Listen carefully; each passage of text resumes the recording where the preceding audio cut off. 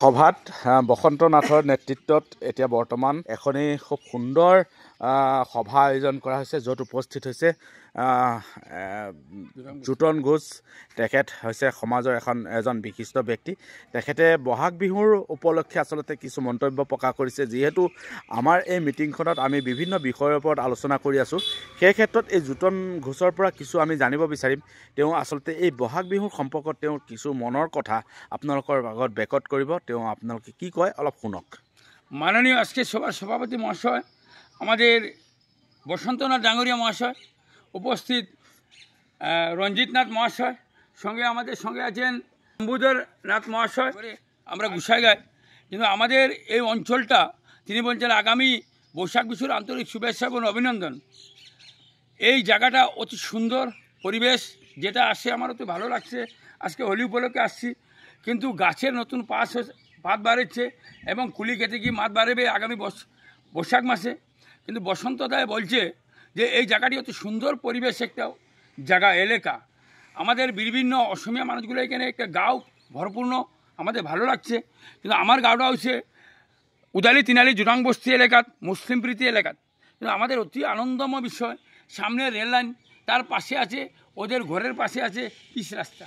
আর এই বৈশাখ বিশু উপলক্ষে আগামী যে বৈশাখ বিহুটা আসবে, সেই উপলক্ষে বসন্ত ডাঙ্গরিয়া বলছেন যে এখানে একটা বড় করে একটা আয়োজন করতে হয়।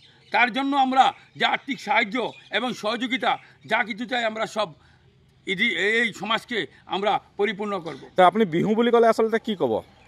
বিহু বুলি ক'বলৈ গ'লে বৈশাখ বিশু আমরা এটা মানি। আমরা কুলি কেতেকি এবং গাছের নতুন পাত দেওয়াটা যেটা, এটা আমাদের অসমিয়া জাতির নয়, আমাদেরও। আমরা এই আসামের ভূমিপুত্র, আমরা এইখানে জন্মগ্রহণ করেছি, আমরা এই আসামের বুকে জন্মগ্রহণ করেছি, আমরা এইখানে শিক্ষা দীক্ষা নিয়েছি, আমরা এই আসামের সন্তান। আমরা বহাগ বিহুটাকে আন্তরিক শুভেচ্ছা এবং অভিনন্দন সকল অসমবাসীকে জানাই, কারণ আমরা এই আসামের সন্তান। আমাদের বিভিন্ন মানুষ কমিউনিটির কাছে যদি আসামের বুকে আছে, কিন্তু আমরা সবাই মিলে অসমিয়া। তো বহাগ বিহুত আচলতে কি কয় আপোনালোকে দেখিছে? কি কি অনুষ্ঠান হয়, কি কি হয়? আমাদের বৈশাখ বিশুতে আমরা অ্যাকচুয়ালি আমরা নাচনি ঢুলিয়া, ওদের সঙ্গে অসমিয়া মানুষ যারা আছে ওদের সঙ্গে আমরা সংস্কৃত পালন করি। আমরা গামছা মারি, আমাদের আমাদের মাথা ভাঁজে লই, ফুল লয়ে আমরা ঘরে ঘরে প্রতি ঘরে ঘরে যাই, হুঁচৰি গাই। এটা আমাদেৰ অসমীয়া সংস্কৃত পৰম্পৰাভাৱে আমৰা আসামে পালন কৰছি। আশা কৰিম আপোনাৰ পৰা এটা খুব সুন্দৰ এটা বিহু গীত শুনিবলৈ আশা কৰিম। আপুনি অকণমান গুণগুণাই দিলে ভাল পাম। দাদা শুনেন, আমি অসমীয়া নহয় জনৰে দুখীয়া। এইখন অসমতে জন্মগ্রহণ করা আমি আসামীয়া মানুষ, আমরা কখনো দুখীয়া নহয়, আমরা ধনী মানুষ হয়। কিন্তু আমার যিখন গাঁও সংস্কৃত পৰম্পৰা, যিখন আমাৰ বিহু, এইবিলাক আমি ধৰি ৰাখিব লাগিব। এইবিলাক আমাৰ কৰ্তব্য আৰু দায়িত্ব। তাকে অকণমান আপোনাৰ পৰা গুণগুণালে শুনিলে ভাল পাম বিহু গান এটা। আপনি যেটা বিহু গান বলছেন, যে নতুন গাছে কুলিপাত দিছে, কুহিপাত দিছে, কুলি কেতিকে ইনাই বিনাই মাতিছে, মনটো নাচনীৰ ৰঙৰ বিৰঙে নাচি আছে। এইটো অকণ সুৰত গাওক আপুনি গানটো, আপোনাৰ মুখৰ পৰা বিহু গান এটা বিচাৰিব আৰু ৰাইজেও বিচাৰে।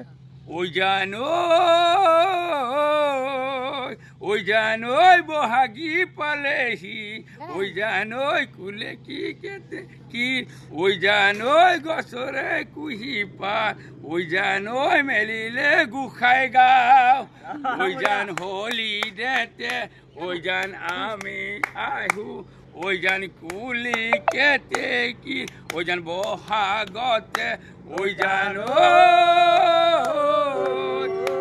জানই আগলৈ বহাগী, ওই জানই আন্তরিক শুভেচ্ছা যাচিলো। ধন্যবাদ। বিশেষ ভাল লাগিল তেওঁ ইমান দূৰৰ পৰা আহি আমাৰ আজি সভাত উপস্থিত হৈ আমালৈ খুব সুন্দৰ সুন্দৰ নিজৰ মন্তব্য প্ৰকাশ কৰিছে। তেখেতক আমি আমাৰ সমিতিৰ তৰফৰ পৰা, লগতে আমি সভাপতিৰ তৰফৰ পৰা কিছু ধন্যবাদ জ্ঞাপন কৰিছোঁ। লগতে সভাপতিৰ পৰা আমি কিছু দুআষাৰ মন্তব্য জানিব বিচাৰিম। আচলতে এতিয়া আমাৰ ত্ৰিবেগ চলি আছে যদিও তাৰ মাজতে আমি সভাপতিৰ পৰা দুআষাৰ মন্তব্য জানিব বিচাৰিম। কি ক'ব আচলতে জোতন ঘোষৰ যি মন্তব্য প্ৰকাশ কৰিলে, সেই ক্ষেত্ৰত জোতন ঘোষৰ যি তেওঁ নিজৰ মন্তব্য যি প্ৰকাশ কৰিলে, সেই ক্ষেত্ৰত আপুনি কিবা ক'বলগীয়া আছে? ক'বলগীয়া মোৰ এইখিনিতে একো নাই। যোতন ঘোষে আজি এই আমাৰ ৰঙালী বিহু উপলক্ষে যিখিনি হেৰি কৰিছে, তেওঁ ভাল এটা আখ্যা দাঙি ধৰিছে আৰু তেওঁ গোটেই বিহু সংস্কৃতিৰ লগত যিখিনি জড়িত হৈ আছে তেওঁ গোটেইখিনি প্ৰকাশ কৰিছে। প্ৰকাশ কৰি তেওঁ এটা বিহু গীতো অনুসৰণ কৰি আগবঢ়াইছিল আপোনালোকৰ মাজলৈ।